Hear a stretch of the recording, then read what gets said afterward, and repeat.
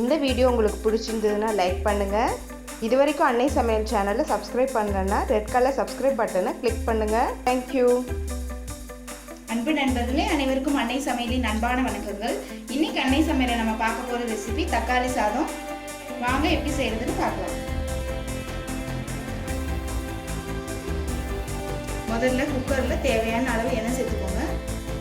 அடுத்தது கொஞ்சம் நெய் சேர்த்துக்கலாம். அடுத்தது ஒரு பட்டை, ஒரு டீஸ்பூன் சோம்பு,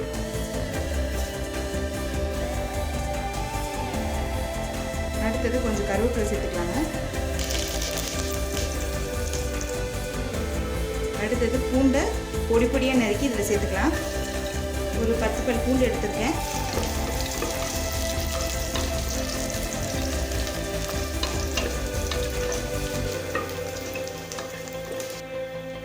அடுத்தது ஒரு பெரிய வெங்காயம்,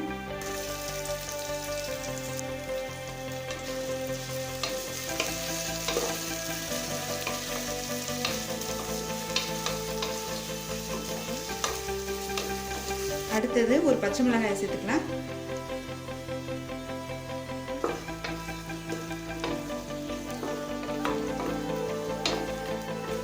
இந்த தக்காளி சாதம் செய்யறதுக்கு சுலபமாக இருந்தால் கூட டேஸ்ட் ரொம்ப நல்லா இருக்குங்க. இப்போ வெங்காயம் நல்லா வதங்கிடுச்சுங்க. அடுத்தது 3 தக்காளி சேர்த்துக்கலாம்.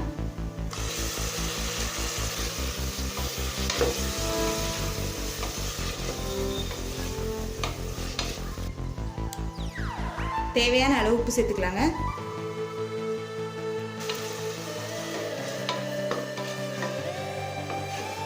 தக்காளி நல்லா சாஃப்டாக ஆகிற வரைக்கும் நல்லா வதக்கிக்கோங்க.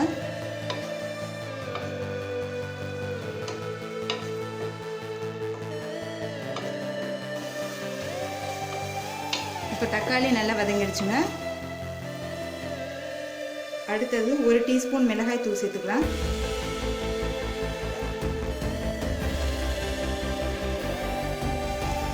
இந்த தக்காளி சாதத்துக்கு தனியாத்தூள் சேர்க்க தேவையில்லை.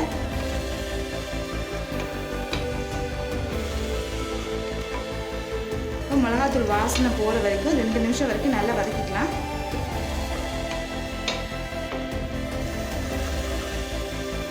இப்போ 2 நிமிஷம் வரைக்கும் நல்லா வதக்கியாச்சுங்க. அடுத்தது 2 கப் தண்ணி சேர்த்துக்கிறேன்.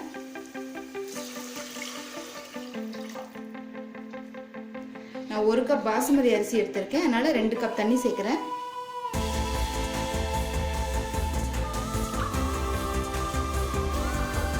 இப்போ தண்ணி கொதிக்க ஆரம்பிச்சிருச்சுங்க. நம்ம அரிசி சேர்த்துடலாம். பாசுமதி அரிசியை 20 நிமிஷம் ஊற வச்சு சேர்த்துக்கோங்க.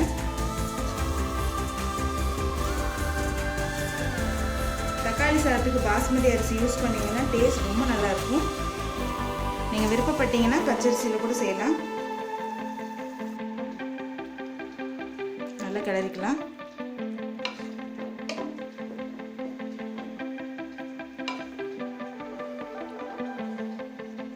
கொஞ்சம் கொத்தமல்லி சேர்த்துக்கலாம். இப்போ இதை மூடி போட்டு 2 விசில் வந்தோடனே இறக்கி வச்சிடலாங்க. இப்போ குக்கர்லேருந்து 2 விசில் வந்துருச்சுங்க. தக்காளி சாதம் எப்படி வந்திருக்கு பார்க்கலாம். இதில் 1 ஸ்பூன் நெய் ஊற்றிக்கலாம். கொஞ்சம் கொத்தமல்லி சேர்த்துக்கலாம். இதை கிளறிக்கலாங்க.